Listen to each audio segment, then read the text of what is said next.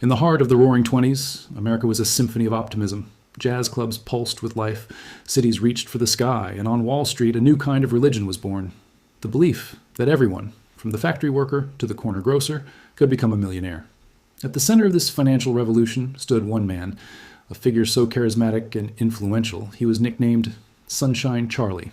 His name was Charles E. Mitchell, and he wasn't just a banker. He was the high priest of the new era of people's capitalism.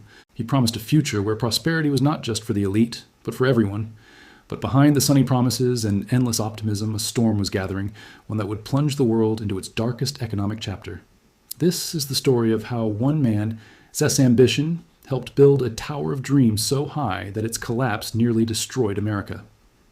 Charles Mitchell was born in 1877, far from the gilded halls of Wall Street. He was a self-made man, embodying the very American dream he would later sell to millions. Through sheer drive and intelligence, he climbed the ranks of the financial world, eventually taking the helm of National City Bank, one of the most powerful institutions in the country. Mitchell wasn't your typical stuffy, old-guard banker. He was a salesman, a showman. He saw a future where banking wasn't just about holding rich people's money. It was about moving money, making it work, and bringing the masses into the game. Before Mitchell, the stock market was a private club for the wealthy. It was complex, intimidating, and inaccessible to the average person. Mitchell changed all that. He envisioned an army of salespeople, fanning out across the nation, not just to big cities, but to small towns, knocking on doors and convincing ordinary Americans to take their life savings out from under the mattress and put it into the stock market. He transformed National City Bank's investment arm into a powerful retail machine with over 2,000 brokers dedicated to selling stocks and bonds to the public. He famously said he wanted to see a bond salesman on the doorstep of every home in America. And for a while, it seemed like a brilliant democratic idea. The market soared, and people who had never owned a share in their life were suddenly seeing their net worth multiply on paper. They felt smart, savvy, and part of something big. Sunshine Charlie was their hero. But how did he make it so easy for everyone to buy in?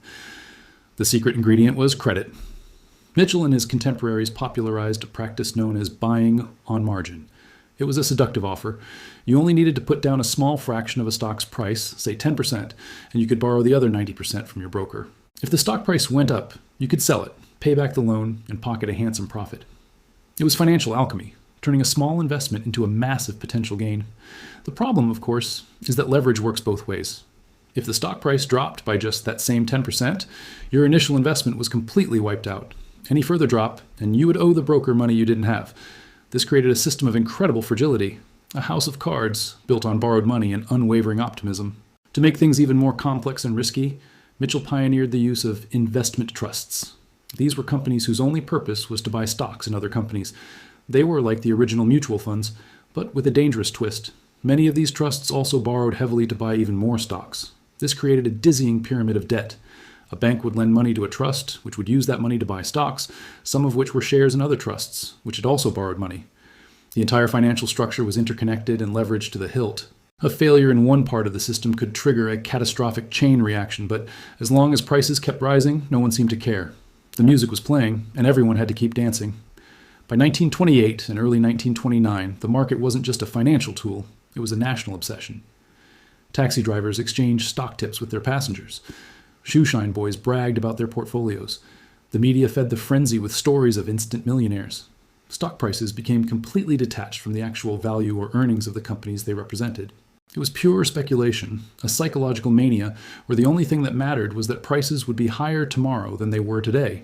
People weren't investing in businesses, they were betting on numbers on a ticker tape, convinced that the game was rigged in their favor, with Sunshine Charlie as the master of ceremonies. But cracks began to appear. In March 1929, the Federal Reserve, concerned about the rampant speculation, tried to cool things down by raising interest rates, making it more expensive to borrow money. The market shuddered. For a moment, panic began to set in. This was Mitchell's moment in the spotlight. Instead of letting the market correct itself, he stepped forward like a financial savior. He publicly announced that his bank, National City, would pump millions of dollars into the market to provide credit and stop the slide. He declared, "We feel that we have an obligation to avert any dangerous crisis in the money market." It worked. Confidence surged back, and the market rocketed to even more dizzying heights. Mitchell was hailed as a hero who had single-handedly saved Wall Street. But what he had really done was postpone the inevitable and inflate the bubble to an even more dangerous size. He had convinced everyone that the party would never end because he, Sunshine Charlie would never let it. Then came October 1929. The autumn air grew colder, and so did the nerves of the big, sophisticated investors. They saw the writing on the wall. The economy was slowing, and stock prices were unsustainable. Quietly, they began to sell. On Thursday, October 24th, Black Thursday, the selling turned into a flood. Prices plummeted. This is when the deadly logic of margin trading kicked in. As prices fell, brokers made margin calls, demanding that their over-leveraged clients put up more cash immediately. But the cash wasn't there. People had bet everything they had. To cover the calls, they had to sell their stocks, which pushed prices down even further, triggering more margin calls and more selling. It was a death spiral. A few days later, on Tuesday, October 29th, Black Tuesday, the floor fell out completely.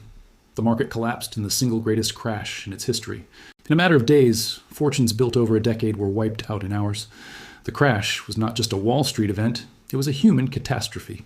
The dominoes fell with terrifying speed. The stock market collapse led to bank failures, as banks had also invested heavily in the market or had made loans that could no longer be paid back. When the banks closed, people's life savings vanished overnight. Without credit and capital, businesses couldn't operate. They laid off workers by the millions. Unemployment skyrocketed to 25%. Families who had felt rich a month earlier were now homeless, standing in breadlines. The psychological toll was immense. The bright optimism of the Roaring Twenties gave way to the bleak despair of the Great Depression. The American dream had become a waking nightmare. And for many, the blame fell squarely on men like Sunshine Charlie, who had sold them that dream. In the aftermath, Charles Mitchell's world came crashing down. Once celebrated as a financial genius, he was now seen as a villain. He was hauled before Congress to testify, where his shady practices and enormous bonuses were laid bare for a shocked public. He was disgraced, his reputation shattered. The crisis spurred a wave of revolutionary reforms. The Glass-Steagall Act was passed, separating risky investment banking from commercial banking. The Securities and Exchange Commission, the SEC, was created to police Wall Street and protect investors. The FDIC was established to insure bank deposits, ensuring that a bank failure would never again wipe out a family's life savings. The government took a much more active role in the economy, fundamentally changing the relationship between finance and society. It's tempting to look back at the 1920s as a distant, almost mythical time. But is it really so different from our world today? Think about the rise of commission-free trading apps that turn investing into a game.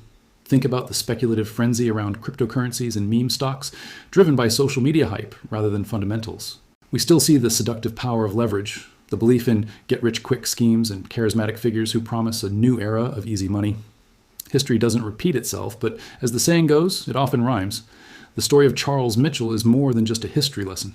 It's a timeless cautionary tale about the dangers of unchecked greed, the illusion of perpetual growth, and the catastrophic human cost when a financial bubble bursts. It reminds us that behind every number on a screen are real people, real lives, and real futures. The world has changed, but the fundamental forces of fear and greed that drove the 1929 crash are still very much with us. Forgetting that is a risk we can't afford to take.